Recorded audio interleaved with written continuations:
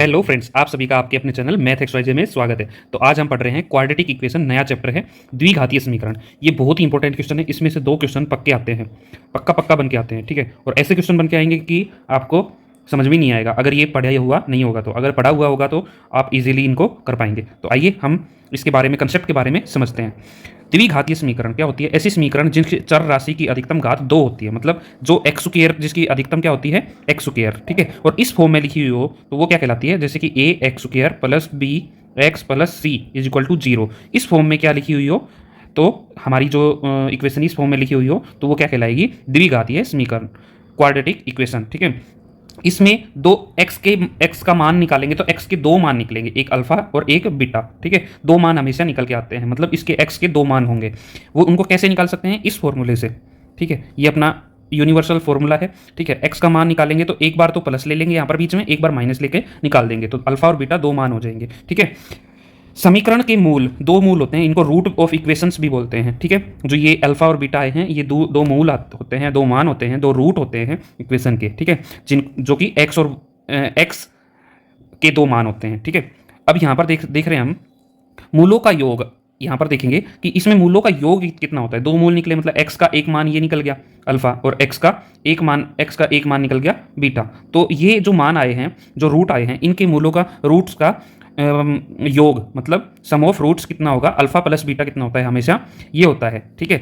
अब हमने देखा कि ए ये कहलाता है एक्स स्क्वायर वाला के साथ जो कोफिशिएंट लगा होता है वो क्या कहलाता है? ए। एक्स के साथ जो लगा होता है बी, और कांस्टेंट जो टर्म होती है वो कहलाती है सी, ठीक है। तो यहाँ पर हम देखेंगे मूलों का योग अल्फा प्लस बीटा क्या होता है? माइनस बी बाई ए होता है, ठीक है। उसके बाद मूलों के गुणनफल क्या होता है? अल्फा और बीटा का मल्टीप्लीकेशन क्या होता है? सी बाई ए होता है, ठीक है। मूलों का अंतर क्या होता है? अंतर होता है मूलों का बी स्क्वायर माइनस 4ac का रूट एंड अपॉन ए। इसको बी डेल्टा, देखिए ये क्या कहलाता है? Delta. B square minus 4ac जो होता है ये हमेशा क्या कहलाता है? डेल्टा कहलाता है, ठीक है। ये जो चीज़ है ये डेल्टा कहलाती है, ठीक है। इसके ऊपर डिपेंड होता है, आगे हम देखेंगे इसके ऊपर डिपेंड होते हैं ये रूट्स, ठीक है। तो आइए हम देखते हैं मूलों की प्रकृति, नेचर ऑफ रूट्स। द्विघाती समीकरण की प्रकृति पद बी स्क्वायर माइनस 4ac पर निर्भर करती है। ये क्या कहलाया? मैंने अभी क्या बताया है? डेल्टा कहलाया। तो डेल्टा के ऊपर क्या होता है? ये जो मूलों की प्रकृति, मूल, नेचर ऑफ रूट्स जो होते हैं वो डेल्टा के ऊपर क्या करते हैं? डिपेंड करते हैं। इस डेल्टा को विवेचक या विविधतर भी बोलते हैं, ठीक है, हिंदी में। यहाँ पर ये जैसा कि ये दिखाया गया है, ठीक है। तो यहाँ पर नेचर ऑफ रूट, ये तीन चार जो है ये जरूर पढ़ लीजिएगा, जरूर से याद कर लीजिएगा, ठीक है। तो क्योंकि इसमें से क्वेश्चन बन के आ जाता है। अगर पहला है, अगर बी स्क्वायर जो ये डेल्टा है, बी स्क्वायर माइनस 4ac अगर पॉजिटिव हो, जीरो से बड़ा, मतलब जीरो से बड़ा क्या होता है? पॉजिटिव, ठीक है, पूर्ण संख्या होती है। तो अगर ये पॉजिटिव है, धनात्मक है, पॉजिटिव है, तो पूर्ण वर्ग होगा, ठीक है। मूल जो निकल के आएगा वो क्या होगा? मूल जो निकल के आएगा वो क्या होगा? वो होगा पूर्ण वर्ग, ठीक है। पूर्ण वर्ग होगा और वास्तविक होगा, ठीक है। असमान होगा और परमेय भी होगा, ठीक है। तो ये चार देखो, ये क्या है? ये क्या कह रहा है? धनात्मक होगा। तो धनात्मक तो अगर जीरो से बड़ा हुआ तो धनात्मक तो ऑब्वियसली हो गया। और पूर्ण वर्ग हो, क्या कह रहा है? पूर्ण वर्ग हो, ठीक है। मतलब पूरा उसका वर्गमूल, इसका वर्गमूल पूरा निकल जाए तो वो क्या हो जाएगा? वास्तविक होगा उसका मूल, ठीक है। असमान होगा, दोनों मूल वास्तविक होंगे, दोनों मूल अल्फा और बीटा क्या होंगे? दोनों मूल वास्तविक होंगे, असमान होंगे और परमेय होंगे। परमेय का मतलब क्या होंगे? प्राइम नंबर्स होंगे। परमेय का मतलब प्राइम नंबर्स होंगे, जिनको हम p बाई क्यू की फॉर्म में लिख सकते हैं, ठीक है। और q is equal to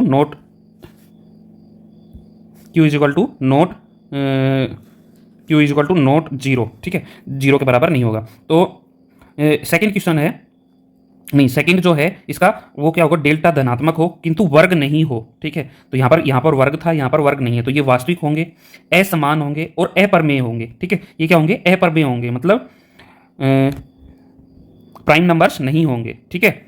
next हम देखते हैं थर्ड जो है ये डेल्टा इज इक्वल टू 0 होने पर मूल वास्तविक और समान होंगे। ठीक है, देखिए समान यहाँ पर एक ही आ रहा है, समान यहाँ पर, वास्तविक तो यहाँ पर तीनों आ रहे हैं लेकिन समान यहाँ पर एक बार ही आएगा।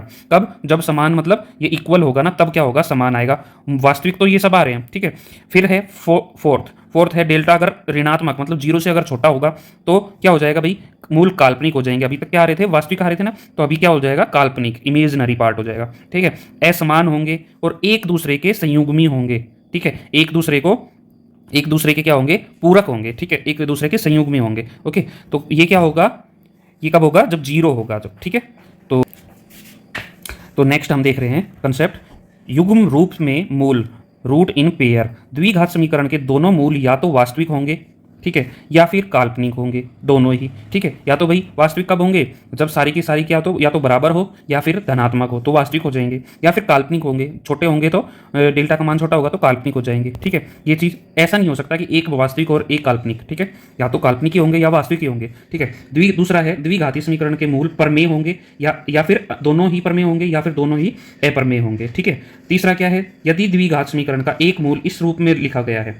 ठीक है, एक मूल जो अल्फा है वो क्या है, p प्लस रूट क्यू के रूप में लिखा हुआ है। ठीक है, तो उसका बीटा ऑटोमेटिक क्या हो जाएगा, p माइनस रूट क्यू हो जाएगा। ठीक है, यह हमेशा ध्यान रखना, ये हमेशा यही चीज़ होगी। इस तरह की पूछ लिया जाए कि यदि उदाहरण में आगे यदि किसी द्विघाती समीकरण का एक मूल ये है तो दूसरा मूल क्या होगा या समीकरण क्या होगी, है ना, तो दूसरा मूल क्या हो जाएगा, ये अल्फा हो गया तो बीटा क्या हो जाएगा, 2 माइनस रूट 3।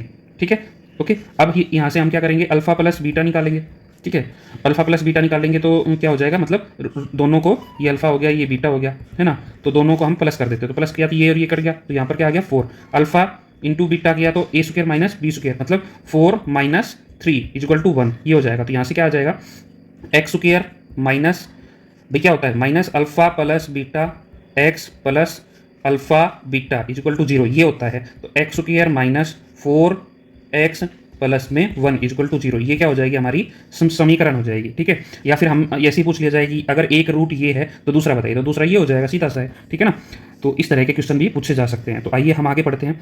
यदि चौथा है, यदि द्विघात समीकरण का एक मूल p प्लस आयोटा क्यू है। आयोटा क्यू क्या मतलब, आयोटा का मतलब क्या होता है, यहाँ पर इमेजिनरी पार्ट होता है आयोटा, जिसको हम लिखते हैं रूट माइनस 1। ठीक है, ये लिखा होता है, ये होता है आयोटा। ठीक है, तो अगर इस तरह का कोई हो तो दूसरा मूल क्या हो जाएगा, p माइनस आयोटा क्यू हो जाएगा ऑटोमेटिक। ठीक है, तो इस तरह का अगर कोई मूल दिया हुआ हो तो हमारा जो दूसरा मूल हो जाएगा वो क्या हो जाएगा, 2 माइनस 3 आयोटा।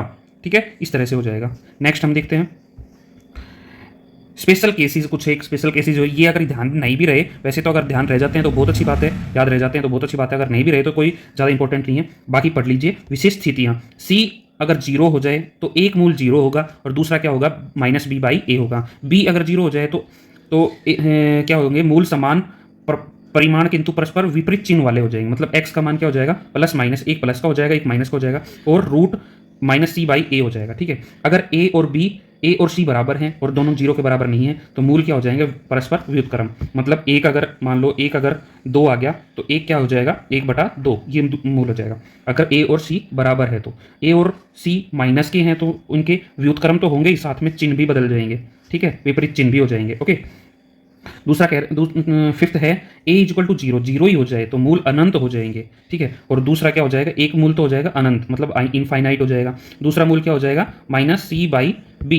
ठीक है, ये हो जाएगा। ठीक है, अब ये बहुत इंपॉर्टेंट आता है, अनुमान विधि बाई इंस्पेक्शन, इससे क्वेश्चन जरूर बन के आ सकता है। तो फर्स्ट है, अगर तीनों ही इसके a प्लस बी प्लस सी हो जाए तो एक मूल तो 1 होगा और दूसरा c बाई ए होगा, ये पक्का होगा, ये पक्का ही पक्का होगा। तो यहाँ से हम देखते हैं 2, ये जो मूल है ये समीकरण दे दी, इसके अंदर ये a हो गया, ये b क्या हो गया -5 और c क्या हो गया 3। तो अगर हम इनको जोड़ दें, a प्लस बी प्लस सी को जोड़ दें तो 0 के बराबर आ जाएगा। देखते हैं कैसे, 2 - 5 प्लस 3 0 इक्वल टू 0, ये 0 आ गया। ठीक है, अगर ये 0 आ गया तो इसका एक x का मान तो हो जाएगा 1। ठीक है, और एक x का मान हो जाएगा c बाई ए, मतलब c कितना है भाई 3 और a कितना है 2, ये दोनों क्या हो जाएंगे, इसके रूट हो जाएंगे, मूल हो जाएंगे। ठीक है, तो आइए नेक्स्ट हम देखते हैं स्पेशल केस, इसमें ये दे रखे हैं विशेष स्थितियाँ। ठीक है, इसके अंदर ये तो हमने पढ़ी ली। उसके बाद हम देख रहे हैं दूसरा, ये आ गया a प्लस बी प्लस सी, ये हमने पढ़ लिया। ठीक है, इसका क्वेश्चन ऐसे इस तरह के क्वेश्चन बन के आ सकते हैं जैसा कि इसमें दिख रहा है। तो नेक्स्ट हम देखते हैं जो इसका है। नेक्स्ट सेकंड वाला जो है ए माइनस बी प्लस सी अगर जीरो हो तो एक तो -1 हो जाएगा, एक मान क्या हो जाएगा -1, ठीक है, और दूसरा क्या हो जाएगा -c/a हो जाएगा, ठीक है। क्या क्या क्या होना चाहिए, a minus b plus c is equal to 0 होना चाहिए। उसमें क्या था a plus b plus c is equal to 0, तो क्या था एक तो एक मान हो जाएगा, एक c/a हो जाएगा, यहाँ पर माइनस आ गया तो यहाँ पर दोनों में ही माइनस आ जाएगा। ओके, तो ये अगर है तो इस तरह का ये क्वेश्चन बन जाएगा। तो इसमें देखिए ए का मान है 3, 5, बी का मान है 5 और सी का मान है 2। तो यहाँ पर देख रहे हैं हम a minus b plus c is equal to 0 बन जाएगा। कैसे, 3 minus 5 plus 2 is equal to ये क्या हो गया 0 हो गया। अगर ये इस तरह से तो एक तो मान x का मान क्या आ गया -1, एक क्या हो जाएगा -c/2, मतलब एक क्या हो जाएगा x का मान -2/3, ठीक है, ये हो जाएगा। ओके, तो नेक्स्ट हम देखते हैं।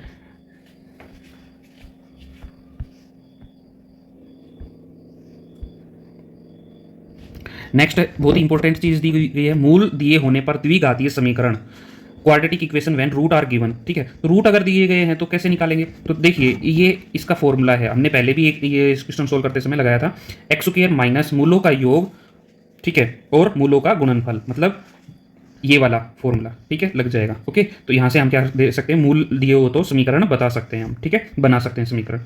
ओके, द्विघातीय व्यंजक का मान, द्विघातीय व्यंजक x² plus bx plus c में a अगर बड़ा हो तो न्यूनतम मान क्या होगा, इतना होगा, ठीक है।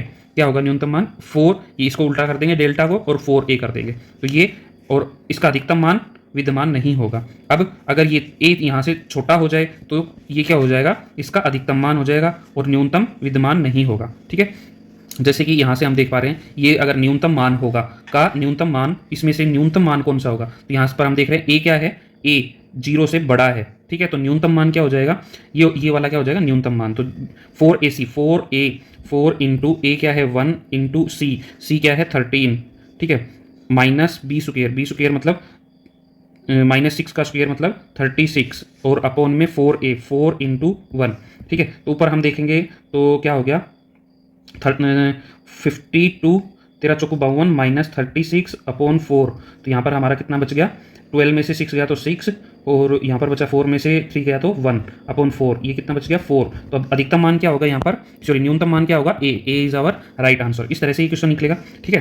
तो हम आगे देख सकते हैं, यहाँ पर हम देख रहे हैं कि एक क्वेश्चन ये भी आ गया, तो यहाँ इसका अधिकतम मान क्या होगा, अधिकतम मान मतलब यहाँ पर ए क्या है, ए छोटा है -1 है, जो कि हो गया छोटा है 0 से, ठीक है ना, छोटा है, तो अधिकतम मान कैसे निकालेंगे, ये निकाल देंगे हम 4ac minus b² upon 4a, ये निकाल देंगे, ठीक है, उल्टा डेल्टा कर देंगे बाई 4a कर देंगे। तो यहाँ पर हमारा जो मान आएगा 4 इंटू ए कितना है -1 इंटू सी कितना है 1 और माइनस b² मतलब -1 का स्क्वायर मतलब 1 और अपॉन 4 इंटू ए क्या है -1, ठीक है। तो यहाँ पर हम देखेंगे 4 इंटू -1 इंटू 1 -4, ऊपर क्या हो गया -5, नीचे क्या हो गया -4, माइनस से माइनस कट तो 5 अपॉन 4, राइट आंसर क्या हो जाएगा A is our right answer.